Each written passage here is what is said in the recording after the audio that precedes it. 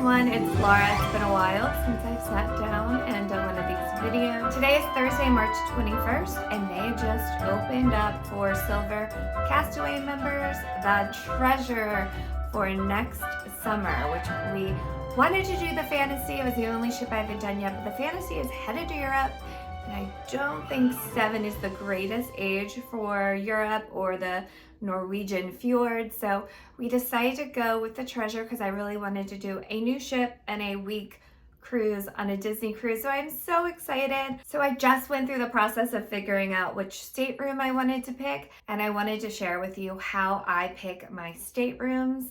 I am booked on my 5th and 6th Disney cruise in the next year and a half.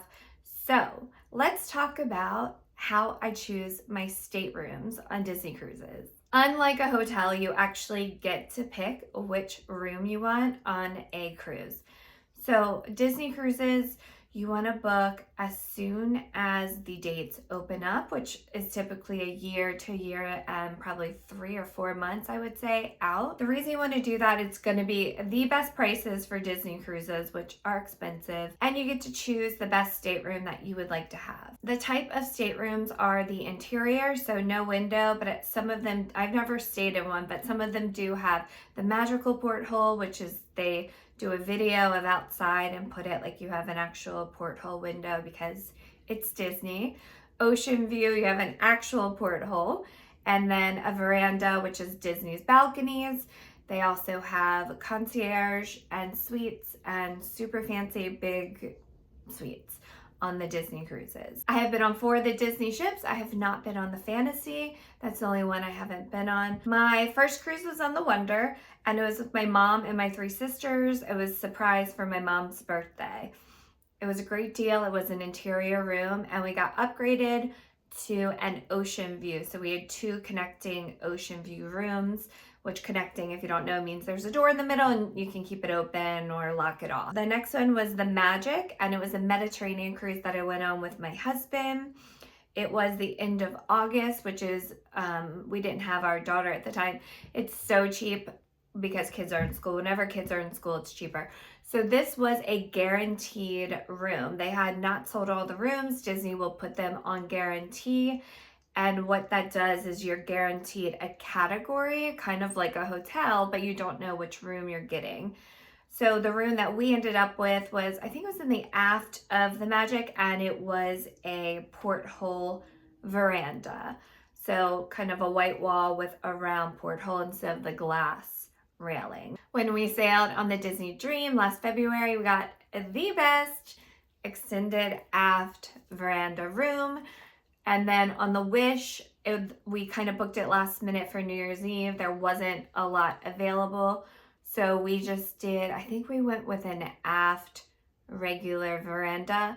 And I would have done more midship because the Wish is huge and not many elevators. And then on the Magic, we are doing a 1-bedroom suite concierge. So excited for my husband's birthday. He doesn't know about it. It's a surprise. Hopefully he doesn't watch this video. So that brings us to the Treasure and how I picked our stateroom. So what I did is the Treasure there are deck plans up on the Disney Cruise website. I went through the deck plans and figured out which rooms I wanted in which order. And because the Treasure is a brand new ship, the sister ship is the Wish, which is the same layout. So I just Googled and looked at YouTube videos of the staterooms I thought I would be interested in to see if they would work for our family. So speaking of our family, it is a family of 3, my 5-year-old daughter, and there are some rooms that just only sleep family of 3. And I should say there is a category called, I think it's called family veranda rooms. They're a lot more expensive, but they are bigger, longer, and they sleep 5.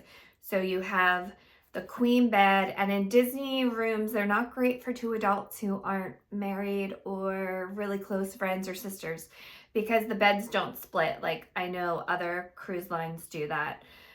So it's a queen bed. It is a couch that converts to a bed, and then out of the ceiling comes a bunk bed. And then on these family, like bigger rooms, they have like a Murphy bed at the end. So you can easily sleep 5 in those. I've been on a lot of cruises, Royal Caribbean, I think I did Carnival and Disney, and I've never been seasick. My husband doesn't get seasick.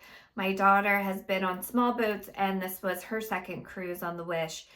Thank goodness she doesn't have seasick. But if you have seasickness problems, I think midship and lower deck is going to be the preferred area for you. We prefer an aft stateroom. I love the beautiful views of the wake of the ship. On the Dream, on our extended aft balcony, we backed up into Castaway Cay, and it was amazing, like one of my favorite mornings ever. Gorgeous, relaxing, so you can watch the ship back in to port. The Dream had a lot more aft extended veranda options.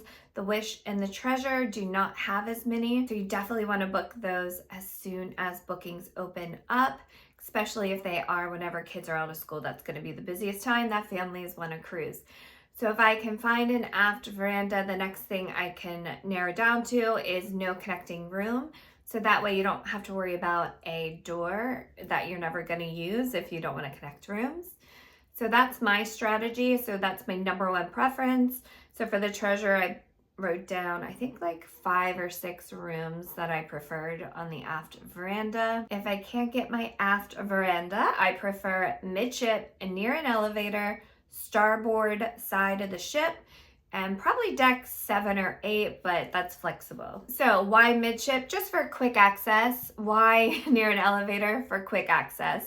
And on the bigger ships like the Wish and the Treasure, that's probably going to be more important because that is quite a hike to go from the aft to the front of the ship. When we are on the Wish, we're in the aft of the ship, the back, like I think we're like 4 or 5 staterooms from the back. If you want to get up to anywhere really, it was such a long walk through the halls to get to the elevators or the stairs. Yeah, it was just a hike. On the Dream, the elevators and the stairs were a lot closer, so it was a short walk. You could go all the way up to get food or go to the pool deck pretty easily on the aft of the ship on the Dream. The Wish was a lot more difficult. But to get the view off of the back of the ship like that in the aft extended veranda, I will do all the walking. Plus, you do a lot of eating, so it balances itself out. Looking at the front of the ship, port is on the left, starboard will be on your right, and all of Disney fireworks, which if you didn't know, they shoot off fireworks from their own ship. So all of their fireworks are shot from the starboard side or the right of the ship. If you have a little one or you just like to go to bed early, it is very nice. If you can't stay up late, we've done it many times, go out on your balcony and watch the fireworks from your veranda. If you can't make Pirate Night fireworks, New Year's Eve night fireworks, which happened to us, or Marvel Day at Sea fireworks, which we did see those. Those were incredible. So that's why I always choose starboard if I can't get the aft. And then deck 7 or 8, the reason why I choose that, again, is quick access. You want to be able to get down to the kids club, which is lower. The rotational dining is down there. The lobby, if you are getting off the ship, it's all down below. Up above the pool, the adult dining, things like that are going to be up. So you're going to be in the middle of the ship and it won't take you too long to go up and down if you need to take the stairs. And one tip I always like to do is to look what is above you. So the pool deck, they move chairs around all the time. They turn the pools into a stage. So don't get a room right below that or right below a restaurant or a basketball court or a kids club or anything like that. Go 2 decks below those things so it will be quiet. You won't be disturbed. And one other tip with the Wish, which it sounds like the new Disney Destiny cruise ship, will also be a Wish class. So this will be Wish, Treasure, and soon to be Destiny cruise ship. On the side of the ship, there is a bump out, and there is a standard veranda and also a family veranda room that has an extended balcony on the side, so look out for those as well on that class of ship. We ended up on the Treasure getting an aft extended balcony. There were still a lot of options available for the aft extended balconies, so We ended up going with this unique one. It's on the 8th deck. I forget the number. I'll put it on the screen. From looking at the Wish, a smaller room inside, and instead of having the couch, it's a single chair. So it works for a family of 3. So 3 people can sleep in there.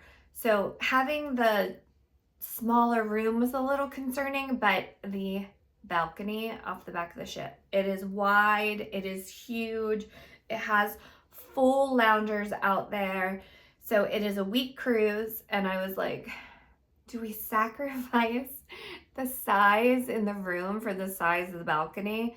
Like, I think we will be spending more time on the balcony. And as of the pricing today, it was actually $1,000 more for a week cruise to get the standard size room with the extended balcony.